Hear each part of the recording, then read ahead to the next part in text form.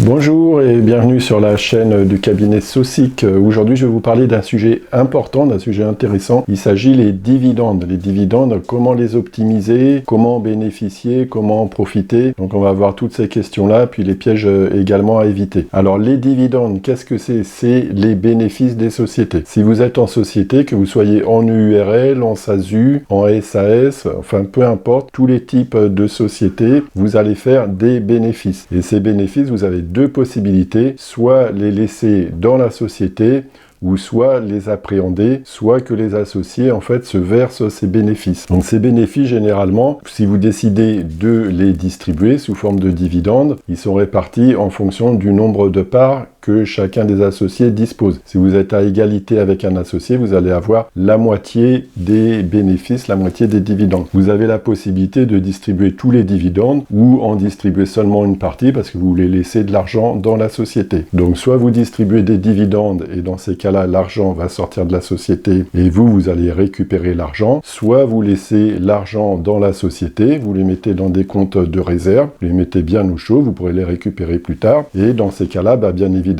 vous n'êtes pas imposable puisque vous ne touchez pas l'argent. Si vous distribuez les dividendes, vous allez être imposable. Alors comment vous êtes imposable au titre des dividendes? Vous avez deux possibilités. Soit vous êtes soumis à l'impôt sur le revenu, par exemple une URL soumise à l'impôt sur le revenu, soit une SASU soumise à l'impôt sur le revenu. Dans ces cas-là, juridiquement, il y a quand même des distributions de dividendes qui vont être approuvées en assemblée générale si l'argent il est attribué aux associés. Mais comme vous êtes soumis à l'impôt sur le revenu, le bénéfice a déjà été taxé. C'est du BIC. Et dans ces cas-là, évidemment, vous n'allez pas être taxé une deuxième fois au titre des dividendes. Donc dans ces cas-là, vous n'aurez rien à déclarer. Par contre, si vous êtes soumis à l'impôt sur les sociétés, la société, elle aura payé son impôt sur ses bénéfices et vous allez payer votre impôt sur le revenu, sur les dividendes que vous allez percevoir. Donc vous payerez l'impôt sur les dividendes lorsque vous touchez l'argent, pas l'année où sont faits les bénéfices de la société, mais lors de la décision d'affectation des résultats, donc l'année suivante, ces dividendes que vous allez toucher, vous allez les imposer donc en fonction de deux possibilités. Soit vous optez pour la flat tax. La flat tax, c'est un impôt forfaitaire de 30% qui comprend les prélèvements sociaux plus l'impôt sur le revenu, 11,2 d'impôt sur le revenu et 11,8 d'impôt sur le revenu et 17,2 de prélèvements sociaux. Soit vous choisissez d'être imposé selon le barème. Alors comme la société a déjà payé de l'impôt, si vous optez pour le barème, vous bénéficiez d'un abattement de 40%, donc vous êtes imposé que sur 60% des dividendes. Souvent, on fait l'erreur, parfois il est préférable d'être soumis au barème de l'impôt sur le revenu plutôt que la flat tax. On pense que la flat tax, c'est toujours gagnant, pas du tout, il faut avoir vraiment des dividendes très élevés pour que ça soit plus intéressant que le barème. Donc vous pouvez faire le calcul quand vous faites votre déclaration d'impôt sur le revenu et vous pouvez choisir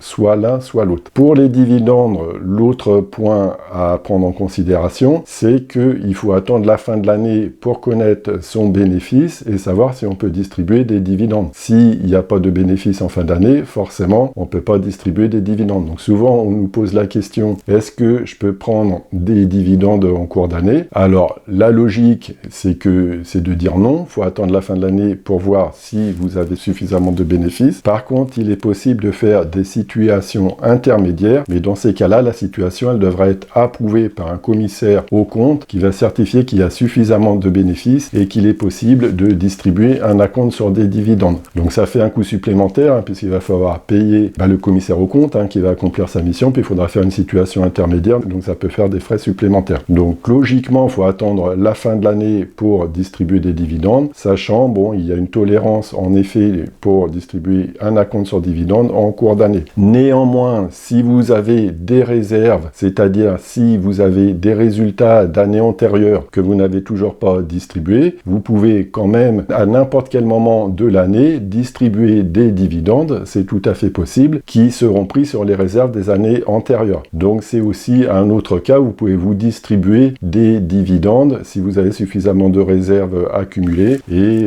ne pas attendre la fin de l'année pour savoir si vous avez assez de bénéfices pour vous distribuer des dividendes. Voilà, donc j'espère que ces c'est assez clair. Et la question souvent qu'on me pose là, c'est pour les SASU allières. Alors les SASU allières, juridiquement, si vous voulez, il y a des dividendes, puisqu'il y a du bénéfice. Donc lors de l'Assemblée générale, il va falloir approuver les comptes, constater les bénéfices et décider de leur affectation. Généralement, on le met en compte courant d'associés, puisque les sommes ont déjà été taxées, donc il n'y a aucune raison de les laisser en réserve, puisqu'après, quand la société va passer à l'impôt société, ça peut poser des difficultés. Donc tous les ans, on fait l'Assemblée générale et on affecte les bénéfices de la société au compte courant des associés, et les associés pourront les prendre quand ils le souhaitent. Voilà, donc des éclaircissements sur les dividendes. J'espère que ça pourra vous être utile. Je vous souhaite une très bonne journée. Si vous avez aimé